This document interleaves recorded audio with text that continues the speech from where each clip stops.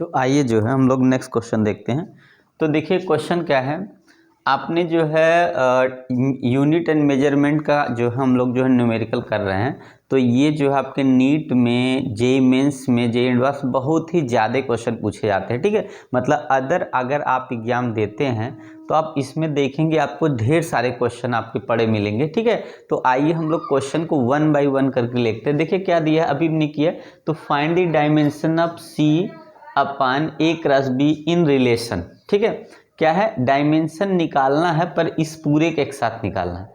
तो रिलेशन क्या, Y is equal ए काश ओमेगा टी दिया है प्लस बी इंटू टी दिया है माइनस सी अंडर में टी दिया है। अब बोला है क्या क्या ये है, वेयर वाई क्या है, डिस्प्लेसमेंट है, एंड टी क्या है, हमारा टाइम है, and omega angular velocity. Omega क्या है, एंगुलर वेलोसिटी होती है। ठीक है, तो आइए हम लोग इसको आगे बढ़ते, देखिए हम लोग कैसे करते हैं। तो देखिए सबसे पहले हम लोग को करना क्या है यहाँ पे कि सॉल्यूशन में हम लोग क्या ले लेते हैं, देखिएगा सबसे पहले हम करेंगे क्या, देखिए कि यहाँ पे अगर हम ये इसकी बात करें, चलिए y इक्वल पहले लिख देते हैं, A cos omega t plus B cross t और माइनस सी अंडर में टी, ये हमारा क्वेश्चन हो गया। ठीक है, तो देखिएगा यहाँ पे जो वैल्यू आती है, ये कोई वैल्यू जो होता है नंबर होता है। पहली बात क्या होता है, पूरी वैल्यू अगर मिलाएंगे तो आपको नंबर मिल जाएगा। तो अगर ये नंबर है तो हमारा इसका मतलब ये कांस्टेंट हो गया, और कांस्टेंट का हम लोग क्या है, यूनिट नहीं लिखेंगे, बचेगा ये ए की जो वैल्यू है वो आई के इक्वल होगा। तो ए की वैल्यू जो होगी वो क्या हो गई, एल हो गई, यही ना। फिर यहाँ पे ये जो टर्म दिख रहा है डायरेक्टली वो y के इक्वल होगा, क्योंकि ये टर्म है बीच में प्लस साइन है। तो हम लोग का हो जाएगा y is equal to B T. तो b की जो वैल्यू निकलेगी, एल y का एल हो गया और t टाइम क्या है, कैपिटल एल हो गया, इसलिए एल टी पावर माइनस 1 हो गया। ठीक है, इसकी वैल्यू होगी एल टी पावर माइनस 1, ये हमारा b का हो गया। अब बच्चा c की वैल्यू, तो c भी क्या हो जाएगा, y के आपके इक्वल हो जाएगा। तो आप c अंडर में t लिखेंगे इक्वल टू आपका y होगा। तो अगर हम लोग क्या करेंगे, c का यूनिट निकालेंगे तो y का l होता है, और यहाँ अंडर रूट में है तो यहाँ अंडर रूट का मतलब हो जाएगा 1/2।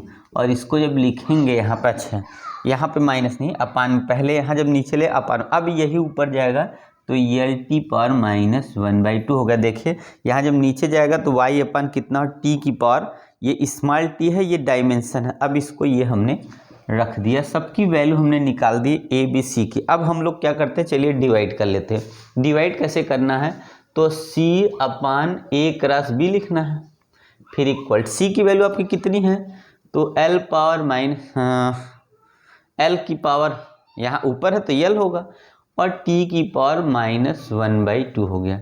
फिर अपान ए की वैल्यू कितनी है, तो ए की वैल्यू आपकी एल मिल गई यहाँ से, और बी की वैल्यू आपकी कितनी मिल जाएगी, तो आपकी मिल गई एल टी पावर माइनस 1। ठीक है ना, फिर से देखिए ये ए की वैल्यू हो गई, और यहाँ कितनी होगी आपकी बी की वैल्यू, और सी की वैल्यू इतनी होगी।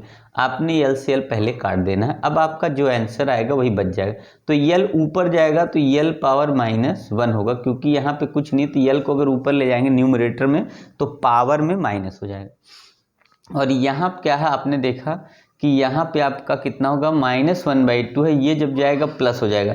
तो प्लस में से जब माइनस सब्ट्रैक्ट करेंगे तो ये एल टी की पावर कितना होगा, जब एलसीएम में 2 से मल्टीप्लाई होगा -1/2 मतलब 1/2, तो ये प्लस में 1/2 आ गया। तो आपने देखा कि आपको जो डायमेंशन है सी अपान ए क्रॉस बी का जो डायमेंशन है वो एल की पावर -1, टी की पावर कितनी होगी, +1/2 हो गई। मतलब इसमें जब एलसीएम लेंगे, अगर हम इसको आपको दिखाने चाहें डिटेल में, तो टी की ए हमारा यहाँ से नीचे से ऊपर एल जाएगा, डिनोमिनेटर से न्यूमरेटर में -1 हो गया।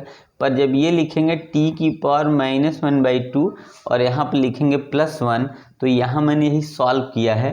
तो देखिए एलसीएम लेंगे तो 2, तो यहाँ पर हो जाएगा एल पावर -1, टी पावर यहाँ पर 1/2 प्लस में होगा। तो ये हमारा क्या हो जाएगा, यहाँ पे डायमेंशन हो गया। तो आपने देखा, आपको समझ में आ गया, सिंपल सा क्वेश्चन है नीट में और आपके जो है जेईई एडवांस में, और यहाँ तक कि एनसीईआरटी में भाई जो हम लोग का 12th में आता है, तो ये सिलेबस के बाहर तो 12th में आ नहीं सकता, इसलिए जो कॉम्पिटेटिव एग्जाम होते हैं ना उसमें बहुत ज़्यादा पूछते हैं, तो मोस्ट इंपॉर्टेंट चैप्टर माने जाते हैं, ठीक है, जो सबसे आसान, सबसे इजी और सबसे ज़्यादा क्वेश्चन देता है, ठीक है। तो आप लोग ध्यान से देख लीजिए, आप तो आप कर सकते हैं आसानी से, कोई दिक्कत नहीं है। ओके।